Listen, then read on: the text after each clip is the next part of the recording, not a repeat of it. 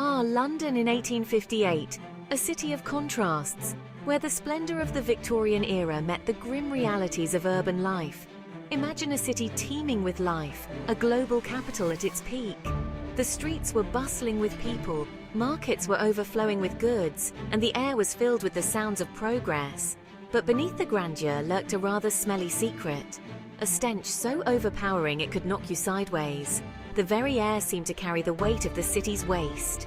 This, my friends, was the Great Stink, a period so infamous that it left an indelible mark on the city's history. This wasn't just your average run-of-the-mill garbage smell. This was next-level olfactory offensiveness, the kind of smell that made you question your life choices. The Thames, London's majestic river, had become a giant, open sewer. Once a symbol of the city's vitality, it was now a flowing cesspool. The culprit? Decades of human waste, industrial runoff, and who knows what else, all bubbling merrily in the summer heat. Factories and homes alike contributed to this toxic brew. The smell, dear listener, was indescribable. It was as if the very essence of decay had taken up residence in the heart of the city. Imagine the worst thing you've ever smelled. Multiply it by 1,000 and you're halfway there. It was a sensory assault that no one could escape. This wasn't just a matter of holding your breath. The stench permeated everything, making daily life a constant struggle. The Great Stink was a full-blown public health crisis. Hospitals were overwhelmed with patients suffering from diseases linked to the filthy conditions. Cholera, typhoid, and other waterborne diseases were rife. The city's poor sanitation was literally killing its residents. Something had to be done, and fast. The city's leaders and engineers knew that drastic measures were needed to save London. The Great Stink forced London to confront its sanitation problems head-on. Massive engineering projects were undertaken to clean up the river and improve the city's infrastructure. And thank goodness it did, because what emerged from the muck was a cleaner, healthier, and dare I say, sweeter-smelling city. London had turned a corner, setting the stage for a brighter future. Now, let's rewind a bit. Before 1858, London's sewage system was, shall we say, rudimentary. It was a time when the city was grappling with the basics of waste management. Most homes had cesspits, essentially holes in the ground for collecting waste. These cesspits were often poorly constructed and prone to leaking.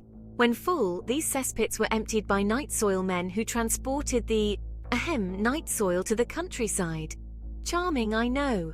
These men worked under the cover of darkness to avoid the public eye. But London was growing faster than a teenager in a growth spurt. The population boom was unprecedented, and the city was expanding in every direction.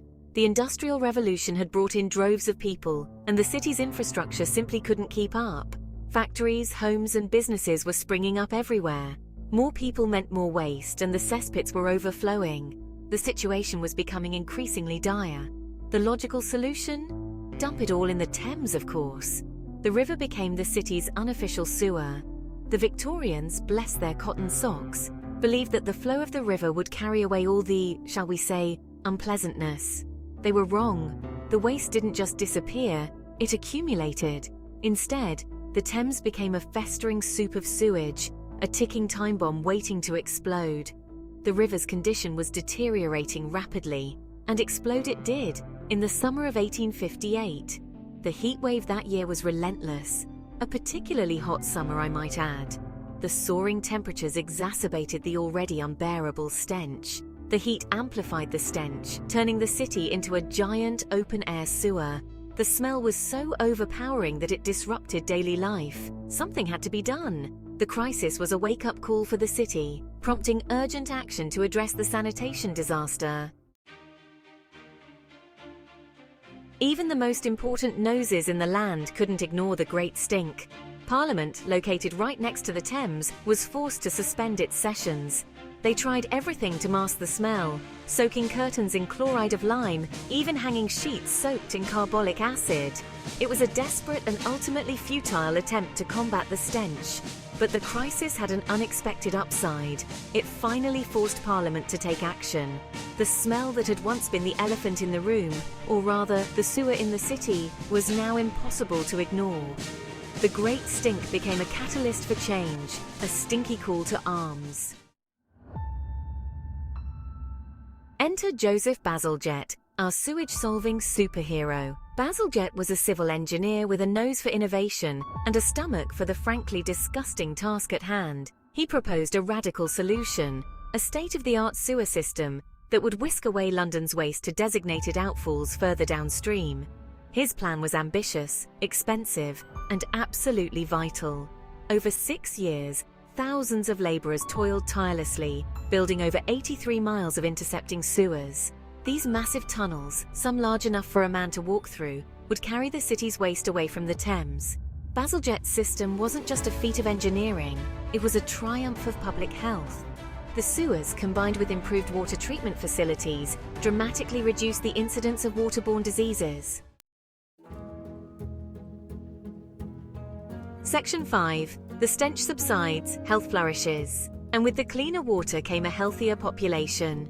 The transformation was nothing short of miraculous, as the once polluted and disease-ridden water sources were now safe for consumption. Cholera outbreaks, once a terrifyingly regular occurrence, became a distant memory. The fear that gripped the city during these outbreaks slowly faded away. Life expectancy in London increased dramatically. Families could now enjoy the parks and public spaces without the constant dread of falling ill. Children, who had been particularly susceptible to waterborne diseases, were now more likely to reach adulthood. Schools saw higher attendance rates as health improved. The impact of Basel's sewers cannot be overstated. His visionary engineering not only addressed the immediate health crisis, but also laid the foundation for modern urban sanitation. They quite literally saved thousands of lives and transformed London into a healthier, more livable city. The bustling streets were now cleaner and the air fresher. It's also worth mentioning the work of another hero of the time, Dr. John Snow.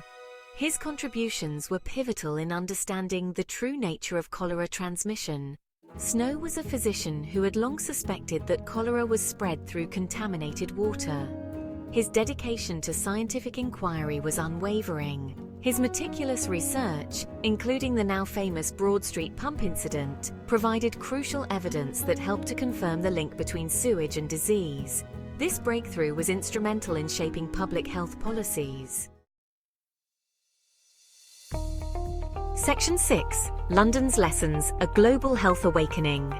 The Great Stink, as much as we might wrinkle our noses at the thought, was a turning point not just for London, but for public health globally. Cities around the world, inspired by London's example, began to invest in sanitation infrastructure. The understanding that cleanliness and sanitation were essential for public health took root. Sewage systems, once a novelty, became a necessity. The legacy of the Great Stink can be seen in the vast networks of pipes and treatment plants that keep our modern cities clean and healthy. Section 7. A city transformed inside and out. But the changes went beyond the purely practical. The Great Stink had a profound impact on the very fabric of London society.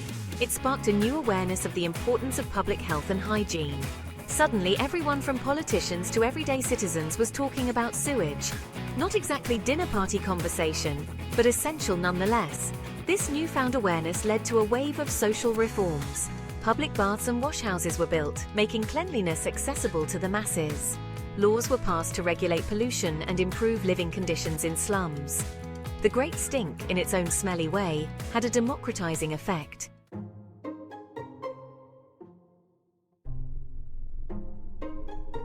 Section 8. Beyond the sewers, public toilets, and the Victorian sensibilities. And let's not forget another crucial invention that emerged from the shadows of the Great Stink, the public toilet.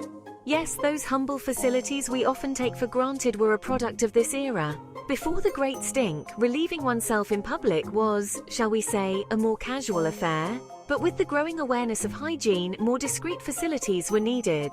Public toilets, particularly those designed for women, were a Victorian innovation that reflected the changing social mores of the time. Section 9. The Legacy of the Great Stink, a breath of fresh air for democracy. The Great Stink also had significant political ramifications. It highlighted the shortcomings of a government slow to act on issues affecting its people.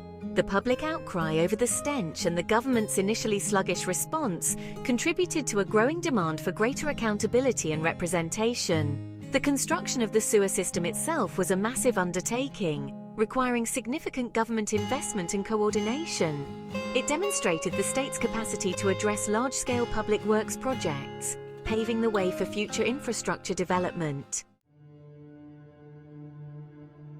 Section 10. The Great Stink in Popular Culture, from history books to horror stories. It's not just historians who are fascinated by the Great Stink. The event has captured the imagination of artists, writers, and filmmakers. It's been featured in documentaries, television shows, and even horror stories. There's something about the combination of Victorian London and a truly epic stench that seems to resonate with audiences. Perhaps it's a reminder that even in the midst of progress and prosperity, there are always challenges to overcome. Or maybe it's just the sheer morbid curiosity of it all. Whatever the reason, the Great Stink continues to intrigue and disgust us even after all these years. Section 11. Conclusion. A toast to cleaner times. So, the next time you flush the toilet without a second thought, spare a moment to thank Joseph Bazalgette and the legacy of the Great Stink.